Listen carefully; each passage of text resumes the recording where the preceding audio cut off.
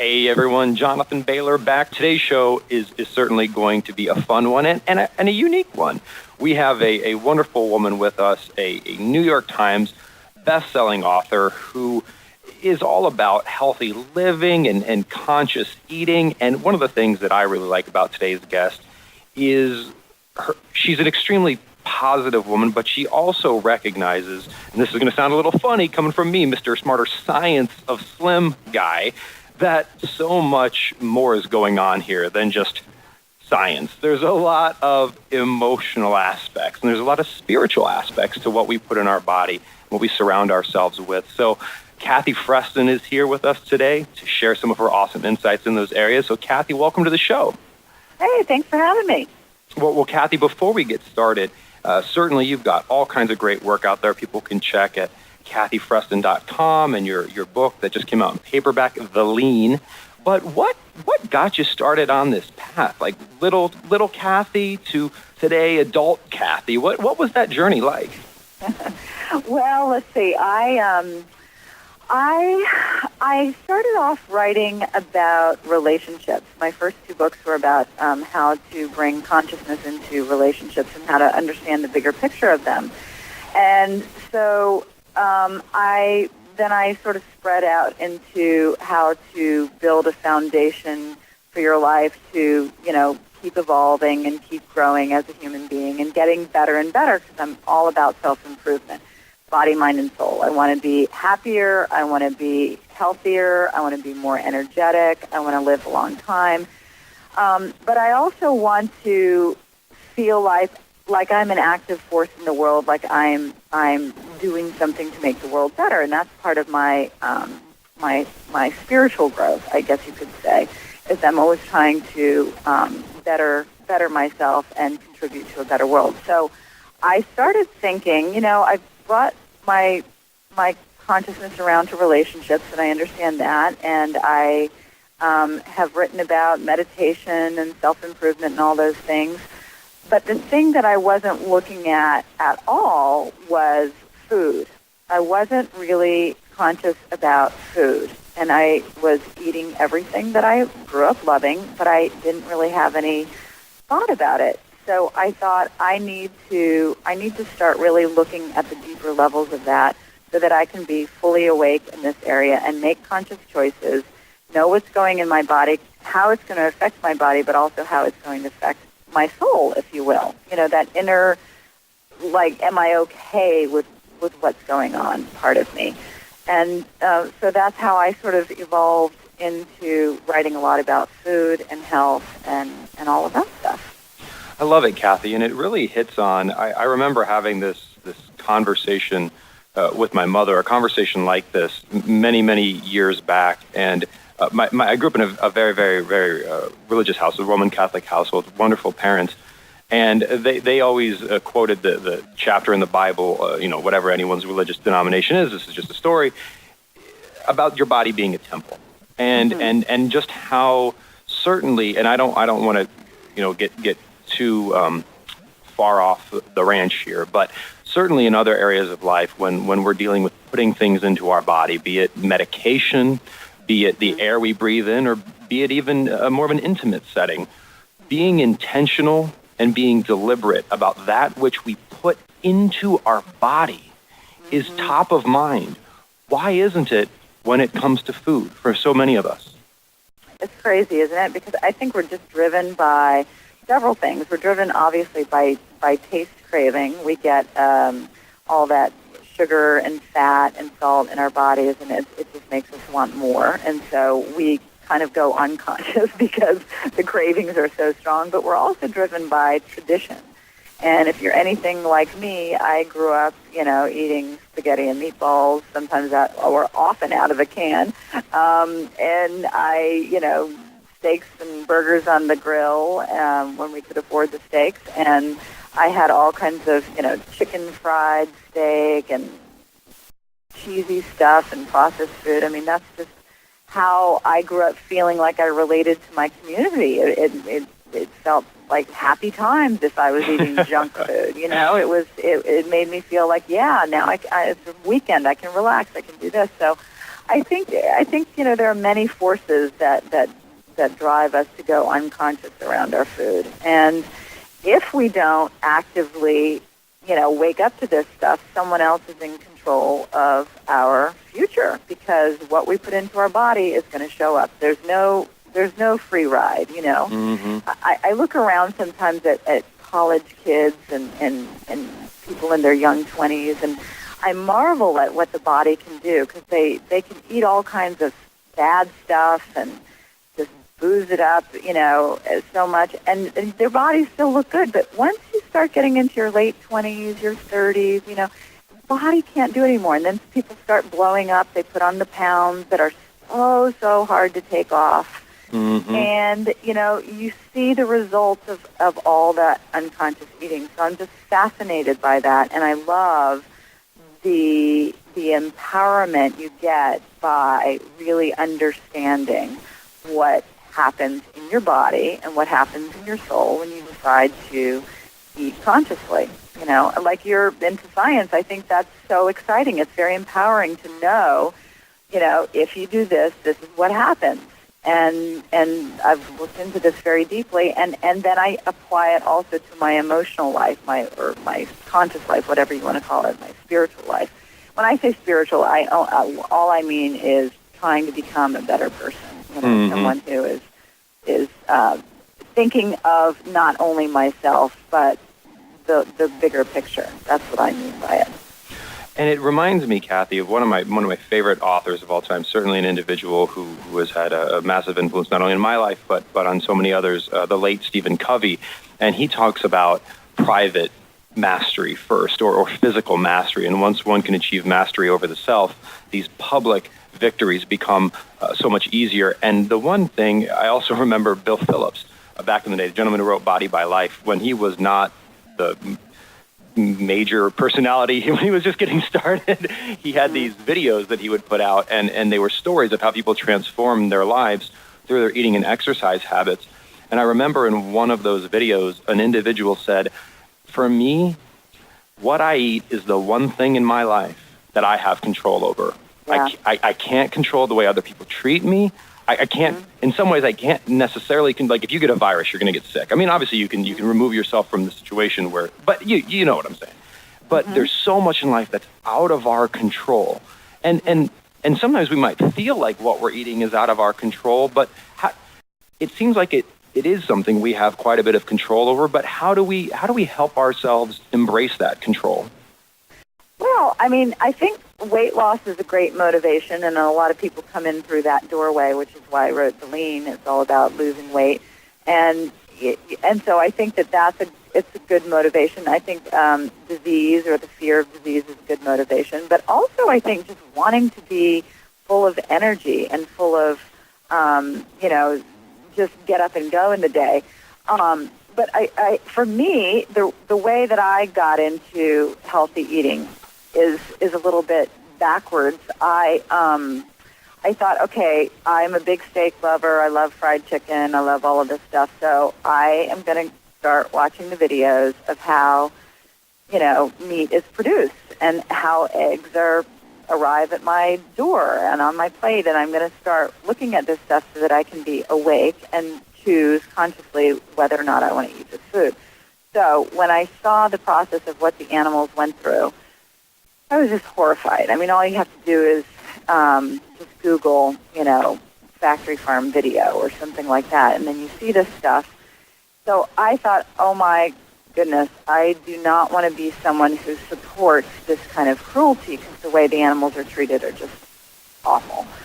And so I thought, I don't know how I'm going to give up eating meat and dairy and eggs and all of this stuff, because I love it so much. And I thought, okay, well, I'm just going to point myself in that direction, and I'm going to lean into it. Mm-hmm. And little by little, I discovered other meals that I really enjoyed, or I swapped out meat for other high-protein, plant-based sources. And I started, I just started feeling better about what I was eating, but I did it very gradually. I did it one little bit at a time. I didn't put so much pressure on myself. But I have to tell you, when I started this process, I challenged myself because I thought, I love how you're talking about private mastery and personal mastery. It's like, how can we go out in the world and expect to do great things if we can't even master these impulses, these cravings? So if I can't say my desire to be compassionate is not bigger than this momentary taste craving, I didn't have respect for myself. I really wanted to respect myself and feel empowered. So when I was able to do that, I thought, okay, something is freed in me. I know that I'm bigger than this. I know that I can do things, because I've overcome these momentary gustatory pleasures. So anyway, it was just a process that I did for those emotional, spiritual reasons that I wanted to have compassion in my life. And there are very few ways that you can really activate compassion on a regular, daily basis. And eating compassionately or with mercy and choosing foods that didn't suffer to get to your plate was one way to do it. But when I made this decision, I was a real, Atkins person. I thought, well, I'm going to gain 20 pounds for sure, and I'm probably going to cut my life short because everyone knows you need animal protein to stay slim and healthy and all that stuff. So I was really, really pleased and excited that the more research I was doing showed that, in fact, a plant-based diet actually lowers your cholesterol, it lowers your blood sugar, it increases your lifespan, it prevents all kinds of diseases like type 2 diabetes and heart disease and stroke and even certain kinds of cancer. So I was very, very excited that I was doing something that was motivated from an emotional place, but my body actually was getting the bonus of getting healthier and slimmer. So I ended up losing weight. It's funny, I noticed the other day, I remember I'd always had cellulite on my thighs, and I really didn't pay attention to it for the last, I don't know how many years or just whatever. My cellulite is gone. And it's not like I really tried to get rid of it. I had resigned myself to having cellulite for the rest of my life, and it's gone, and it's funny because when you eat this healthy way without all that saturated fat, and you put in your body all this healthy fiber, your body just thrives. So I feel like I'm finally in this place where I feel well all around, in body, in mind, and in soul. Kathy, certainly I love a lot of what you just said, and I think for some of our listeners, there might be a few points of clarification, if you don't mind, and I think what I want to highlight about what you just said are a couple things. One, while certainly my own message and many of the listeners of this podcast do eat both nutrient-dense plant and not hormonally, but wild-caught type cared for animals that are also nutrient-dense. The thing that I think is so fascinating and so empowering about many individuals' journey to vegetarianism or veganism, which is just a fine lifestyle, is two things. One, there's almost always a deeper motivation. It's usually not predicated on just the media says I should be skinny and I want to be skinny. It's about something deeper. And the deeper and the bigger the reason you're choosing to change the quality of the food you're eating, I think the easier it is to sustain. And I think this is why I always use the analogy of if you take someone who is a vegan or a vegetarian and has lived that lifestyle for, let's say, a couple years, it's my understanding that that individual is not like every single day if they see a steak, they're like, oh my God, I want to eat that steak. They're just like, I don't want to eat that steak. My mind has shifted. And the point here is not to say that we shouldn't eat grass-fed, humanely raised steak necessarily.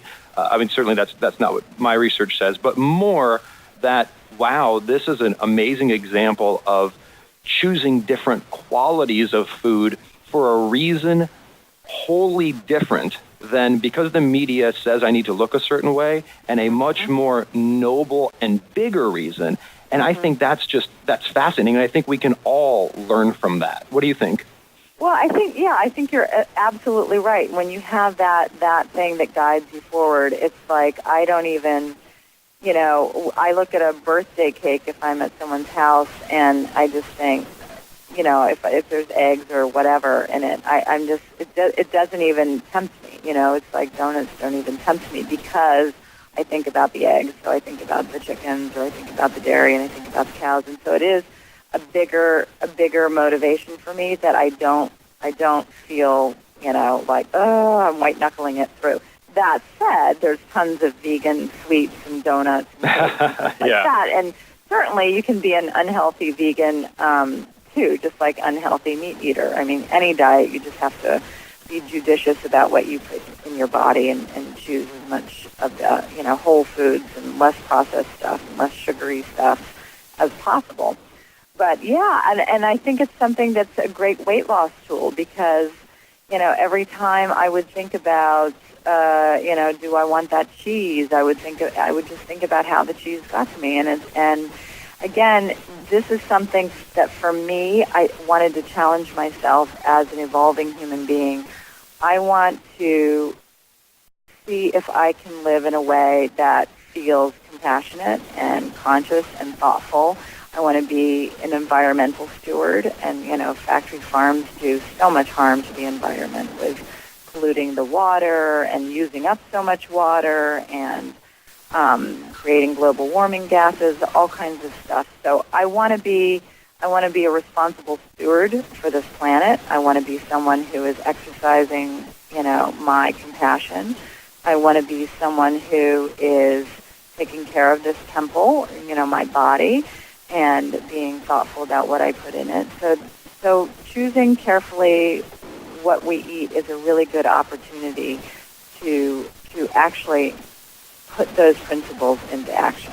And to develop those habits, because it is a choice we make so frequently. And actually, one thing, Kathy, that so encourages me, and again, I mean, the as you mentioned, certainly there can be horribly unhealthy plant-based diets, and there can be horribly healthy is probably kind of a wrong word, amazingly healthy plant-based diets, and there can be horribly unhealthy omnivorous diets and horribly, gosh darn it, and absolutely healthy omnivorous diets. But in both contexts, I really want to highlight this for our listeners, because in both contexts, focusing on something bigger than what the daggone scale says is your key to success. I literally, oftentimes, I mean, what inspired my initial book was this idea of there's naturally thin people in the world. And what is it about naturally thin people that's different than non-naturally thin people biologically, that they can just eat whatever they want and they don't really seem to get heavy? What's going on there? And then I thought, and there's a similar thing mentally. What is it? And I thought vegetarians, because it's a group of millions of people who, like you said, these for most people, animal products, let's forget about healthy, not healthy, are quite tasty. And many millions of vegetarians effortlessly, in quotations, avoid these foods. It's not a daily struggle. They're not craving them. And how can we make our minds work for high quality food, whether they be from plants or from animals, the way that a vegan's mind or a vegetarian's mind perceives meat? Yeah, you got to think about what's important to you, and make choices that are in alignment with those values. And your food is that foundational thing that builds out your life. I mean, it's the most elemental thing we do, is we eat. And so to apply, we say we want to see, for instance, I'm always thinking, gosh, I would love to see a kinder world.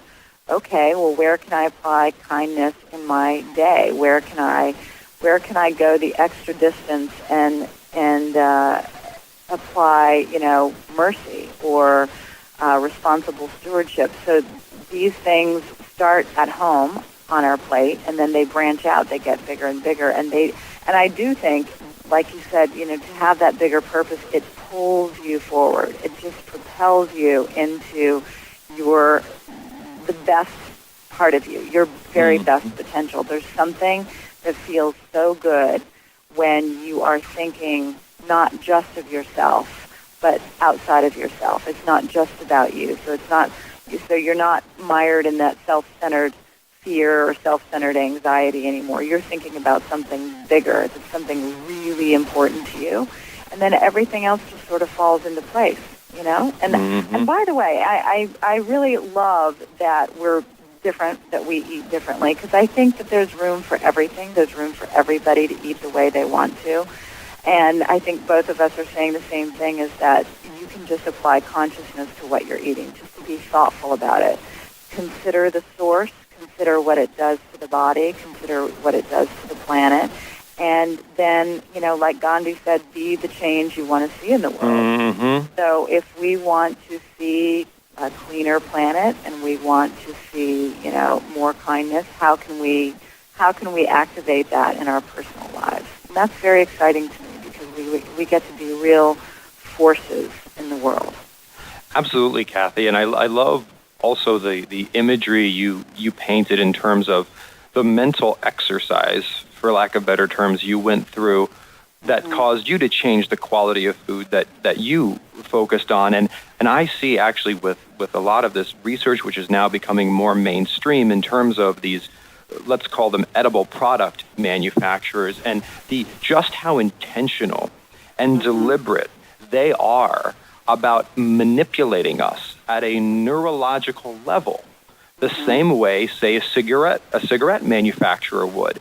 And when we talk about doing things for different reasons, like just like we want to protect our children from addictive drugs, and just like we want to protect our children from things in the environment that can cause permanent damage, and just like we don't want to lose our own personal freedom. That's the thing. I don't want anything to have power over me. And you brought up cigarettes. I was a smoker for many years. I smoked a pack a day. And I tried to quit. I mean, I stopped smoking. It must have been 20 years ago. But I smoked. I would get so angry at myself because I'd quit, and then I'd start again, and I'd quit, and I'd start again, and it was just. Then smoking owned me. You know, my cravings owned me. I was not able to overcome them. So when I finally did stop smoking. And it's like with anything, you know, you just keep trying, and then finally you kind of get it, you know. And so I felt so freed by it. I felt so empowered by it. This no longer holds me. And now I used to be a sugar addict. Oh my gosh, Jonathan, you have no idea. I couldn't have done that without diving into 12 of them, you know. And now I look at, you know, a box of donuts, my favorite donuts, and it's like, yeah, I'm not in its thrall anymore. Yeah. And I think that comes from what I've talked about in the lean a lot, is crowding out. And that's a term used in nutritional circles, that instead of just cutting something out, you crowd it out with something healthier. So instead of just saying, okay, I'm not going to have sugar anymore, I'm not going to have fattening cheese anymore, I'm not going to have my burgers anymore, what I'm going to do is I'm going to say I'm not going to deprive myself of anything, but I'm going to start putting in things, crowding out the unhealthy stuff. I'm going to put into my daily routine, you know, I'm going to make sure I have an apple a day. I'm going to make sure I have 2 tablespoons of ground flaxseed a day. I'm going to make sure I have at least 8 glasses of water a day. You know, so I'm going to make sure I have at least 1 big salad a day. So I'm starting to put these things in, and what happens is there's only so many minutes in the day, there's only so much room in your belly, that by the time you're like putting in all these extra healthy things, you're crowding out the old cravings. You're changing your body's chemistry so that you literally don't have those same impulses. They just go away. The fiber changes things because, you know, fiber is the one thing that's been consistently associated with lasting weight loss. Fiber makes your food break down into the sugar, so your body gets the glucose slowly and steadily. So you feel full for longer. You feel, you know, steady blood sugar. You're not on that up and down thing. So I think crowding out is one of those wonderful things we can do that we don't feel like we have to deprive ourselves of the things that we love. Kathy, that's so spot on. And in fact, I think I kid you not, I think we may be entering a state of mind meld here, because literally right before that segment, I wrote down on my pad of paper, pursue the positive, underlined. And that is such, just getting, because your Gandhi quote, there's also a story with Mother Teresa where it was in the Vietnam War era, and someone asked, Mother Teresa, will you march with us against the war? And she said no, and they were surprised, because obviously Mother Teresa is all about peace. But therein lies Mother Teresa's answer. She said, as soon as you have a march for peace, rather than a march against the war, I will be there. And that is over here our message of eat more, but smarter. And having that, stopping thinking about shrinking yourself and depriving yourself, and instead thinking about how much nutrient-dense, fiber-rich, whole, humanely raised foods can I put in my body? That is such, but that's not what we hear, right, Kathy? We just hear, just starve yourself. Like, what, you lazy, just starve yourself. Like, that's the opposite. It's so violent. Like, who wants to live that way? That's why diets don't ultimately work, because people feel so deprived and so miserable. I certainly would. If I had to eat broiled chicken and steamed broccoli every day, I would shoot myself. I mean, life is to be lived. And so when I think I can eat foods that I absolutely love and that are going to feel hearty, and I'm just going to be drinking all this water and salads and apples and black bean burritos and all of that stuff, I realize that I'm not missing out on anything. I'm just sort of crowding into my body all this delicious nutrient-dense stuff. And then the rest takes care of itself. It's like, I don't feel like having that piece of cake. It's funny. I'm not kidding you. I was owned by sugar. I mean, seriously possessed by sugar. And I could care less about it now. And not to say that I never have it, because on my birthday, my friend makes me cupcakes, and at Christmas, I'll certainly, enjoy things. And, if I'm at someone's birthday party and there's like some, vegan cake, I'll definitely have it. And so it's not like I don't indulge in those things, but I'm not enthralled by it. I'm not like under the spell of it anymore. And that's what I think leaning into a healthy diet does, and crowding out, the stuff that makes us fat and makes us tired and all that stuff. We're not worried about cutting it out. We just keep feeding ourselves the good stuff, and then our body just gets right, gets into alignment. And in fact, Kathy, just building off what you said you won't be missing anything. And in fact, not only will you not be missing anything, but you will avoid missing things that you don't want to miss. For example, not being around for your grandkids. For example, not being able to enjoy the last third of your life. For example, not being able to move around without feeling terrible. Like let's recognize that if we don't fill our lives with all of this good stuff, we will miss things, and those things are a lot worse. Oh, it's rough. Right. It's really, going to the doctors like that and undergoing treatment. And, I have one gal in my book, in the lean, who she lost 200 pounds, and she was about to get her leg amputated. That's what the doctor was saying might have to happen, because she had type 2 diabetes, because she was so obese. She was on 9 different medications, and just going to doctor after doctor, and kept loading her up with medications, and missing work for this stuff, and then this fear of losing a leg. And now it's like she's lost 200 pounds. She's off of all of her medications, obviously didn't lose her leg, not going to the doctor every other minute. It's just frees you, being healthy really frees up your time. It really is it's so good all around. I love it, Kathy. Well, speaking of good all around, I think this podcast fits right in that category there. This has been a good all around show. So. Yes, exactly. Well, Kathy, thank you so much for joining us. Certainly, I'm sure we could talk for hours, and hopefully we can have you back. And folks, please do check out Kathy's work. It's quite insightful. It's Kathy, Kathy, Freston, Freston. Certainly a wonderful, smiley woman, and you can see her leaning on the cover of her book called The Lean, and she has many others. And Kathy, thank you for all the work you do to help so many live so much better. I truly appreciate it. Thank you. And right back at you, Jonathan. Well, thank you, Kathy, again for joining us, and thank you, listeners, for joining us. I hope you enjoyed today's show as much as I did, and remember, this week and every week after, eat smarter, exercise smarter, and live better. Talk with you soon.